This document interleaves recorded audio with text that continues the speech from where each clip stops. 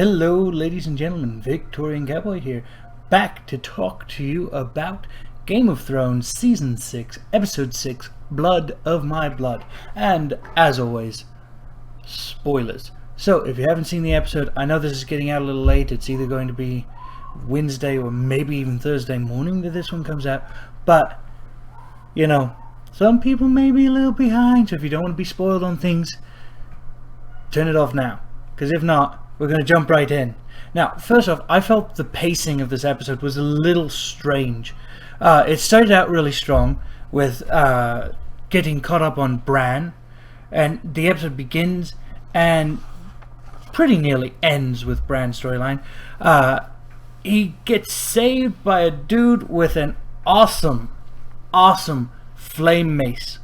Like that mace, it's got a scythe on one end of the chain, and it's got the flaming morning star on the other, and it just beats people to a pulp.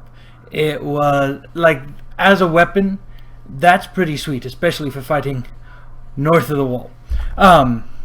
Also, Bran has the acid trip from hell, it would seem, and he sees eternity. No, it never gets explained what he sees. I mean, we get glimpses of it, but it looks like something out of the new Doom game, just with how much it flashes and where he is in the entire thing. So it'll be I want him to go into more detail of what he's learning, what he's seeing, so hopefully in one of these next episodes we get that, because right now his powers still aren't fully defined for us as fans. Also, we're going to skip to the end really quick, talk about what happens with Bran there. So, he gets saved by Cold Hands, or the character's named Cold Hands in the books, and he comes in much sooner in the books. He's the one who leads them to the Three-Eyed Raven. And this, he's actually, he just automatically revealed to be Benjen. Benjen, who we seen, Season 1 and then haven't seen since. Turns out he got saved by the Children of the Forest, so that's some cool stuff. Though, I guess you do what you can to survive north of the wall. Bran's becoming a vampire. He's drinking the rabbit's blood. So, that was a little interesting. But we'll see what happens where they go to be safe. There is a horse, so that's a plus. But I'm curious to see where that goes. Next up, the interlude to Samuel Tarly. He's on his way to become a maester, but they stop at his family home so that he can drop Gilly and baby Sam off. And of course, we know his father's a dick. Like, his father is a royal jackass. We kind of knew that from the beginning. That's why Sam was in the Night's Watch. Is because dear old dad was embarrassed to have him as a son.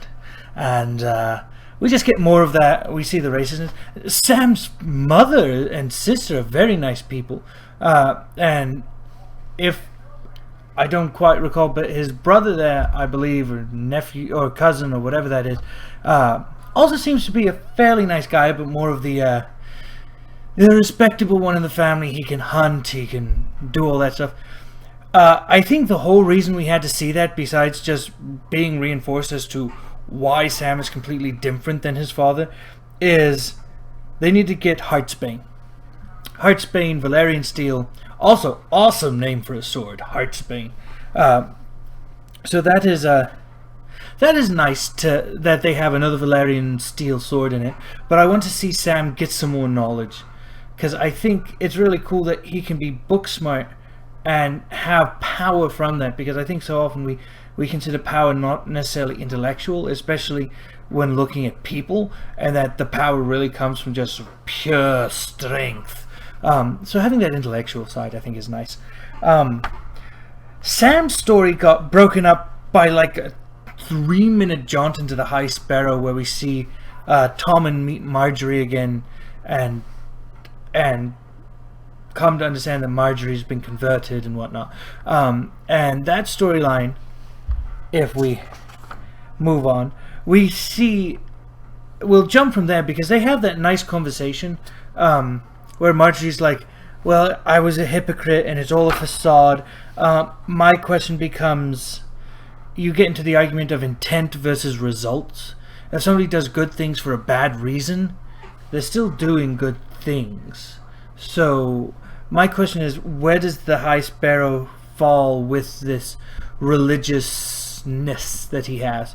Like, not having read all the books fully, I'm not sure what differentiates all the gods from one another. So you've got the old gods, the new gods, the many-faced god, you know, the drowned god, the Lord of Light, all these things. And what they stand for, how you pay homage to them, seems to differ from group to group. And so the High Sparrow talks about, you know, helping the poor and whatnot, but then he comes back to intent and serving the gods over serving the poor, and it's an interesting scene to see him manipulate people. Also, Stockholm Syndrome much. Marjorie is completely converted. I think seeing her brother really messed with her, and so I'm not sure whether she's trying to play the High Sparrow and get away with it, or whether she's truly converted. So that's something to keep in mind. And then later on, you have that big reveal where Jaime comes in with the Tyrell Army, and they're sitting there. They have this great speech. Well, Jaime has a great moment. The other guy's speech about madness is a little lackluster, but I think that's the point, in the sense of he's not really an inspiring house leader, whereas Jaime has that inspiration. But just with the High Sparrow playing them so well, so soundly, he's playing them like a finely tuned piano, in the sense of he manipulates Tommen, and then the crown and the religious are together finally, and Jaime actually loses his place in the Kingsguard because of it, and has been tasked with going and taking out the Blackfish. Now, question is he going to actually go take out the Blackfish, or is he really going to try and take out the High Sparrow, as he was telling Cersei? Even though Cersei's trying to get him not to, I feel like there is great potential for that. But all things considered, it's going to be interesting to see that fight. Now, it also has been confirmed that the Blackfish is actually alive, because Walder Frey has a hilarious scene with his sons where he's yelling at them to take the castle back that they had stolen from them by the Blackfish. So now that's confirmed by a source other than Peter Baelish, who is not necessarily the best source for reliable information. So that'll be cool to have the Blackfish back. I think that'll add some depth, and hopefully Jon can get there before the Lannister armies do and whatnot, so they can either manipulate or have a battle and stave it off. Because if you've been following along, we've got some episode titles. So episode 9, the big one of this season, is actually called the Battle of the Bastards, and that's probably going to be a rather epic scene, much like the Battle of Blackwater or the Battle of Castle Black or Hardhome. So we'll have to see what happens there, because if he has a Blackfish by his side, I think they stand a fighting chance. Though we do see Edmure, so that could potentially cause some troubles for the Blackfish, and even for Jon, because Edmure is their kin. Well, maybe Jon's kin. Jon's technically not a Stark, so we'll have to see. But anyway, also the Brotherhood Without Banners gets a shout out there, which is cool, because there's speculation that they're going to be back and potentially bringing the Hound back. So that speculation gives us a good sense that we will see trial by combat between the Hound and the Mountain, Robert Strong. So I'm looking forward to seeing more with that. Also, just seeing Walder Frey again. Ideally, we get to see him get his just desserts because of what he did at the Red Wedding. And then, what else is in here? We have Arya. So, Arya's sitting there watching the play again, gets recognized, gets caught placing the poison, well, just after placing the poison, and has this really heartfelt moment with the actress, and in turn that prevents her from actually going through with it. So Arya has the honor of all the Starks, in the sense that she cannot kill someone without justifiable cause.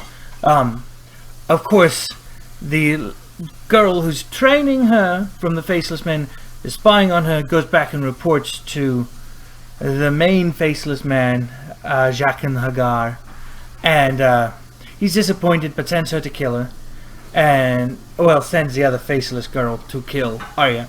Arya has retrieved her sword, and it ends with her going to sleep. And there's an episode coming up titled No One, which should be more about her story, and I'm thinking she'll have to survive that because they spent so much time building it up to have her just get roundly executed by a Faceless Man. Plus, I feel like she's learned quite a bit to stand up to it, even without being able to go faceless in the crowd for it.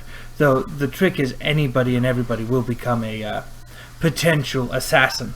But that's going to be an interesting storyline to play out, because she eventually does save the actress and confess, or she doesn't confess, but she warns her of who it is who she believes tried to poison the actress. True, she couldn't make it as an actress, Arya could. There's potential that could be how she gets back into, King's Landing and gets back into Westeros, is through an acting troupe. That would be a really interesting take, and it would play into the fact that she's been pretending to be someone else this entire time. So I think there's great potential there.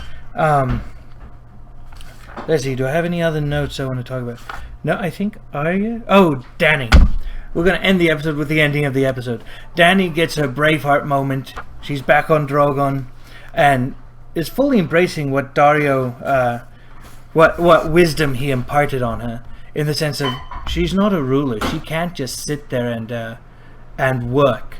She is quite literally a conqueror. That is how she has been making her living, and the Targaryen blood in her will not allow her to just kind of say, "Oh well, we got the Seven Kingdoms back. It's all good." And she's like training with the nomads, the Dothraki, and they're warring and they're traveling.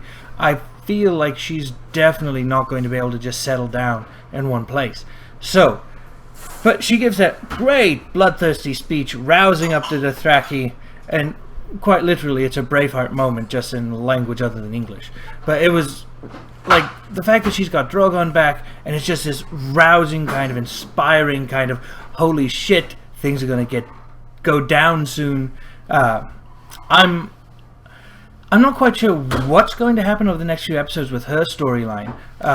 Theon may go back there, but we also know that they're building the ships. The Iron Isles are building the ships, even though we didn't see them this episode. So if they come in, she'll probably have to manipulate them in order to get the ships from them, because he wants 1,000 ships, and that's what she needs to get back into Westeros. So we've got some potential there. Even this season, though that'll probably be the beginning of next season. Could be how we end this season, is with the ship setting off, or something like that. But I feel like there's too much in that storyline to really wrap up this season, especially if you have episodes focused on Arya and the Battle of the Bastards. Those two storylines are going to take a bit more to wrap up. Plus, those episodes are probably going to be focused primarily on that, which I think is going to be a big deal. There's quite a bit to do with those storylines to leave fans happy and ready for next season. That being said, I'm looking forward to the next episode. I don't know what its episode name is. I didn't look that one up. I should have. But the episodes we have coming up, I'm pretty excited for, and I hope you are too. Now, if you enjoyed this, give us a like, comment, subscribe. Let us know what you thought. Give us some feedback. Give us some commentary. I'd love to be able to have a discussion. And, as always, ladies and gentlemen, have a good one.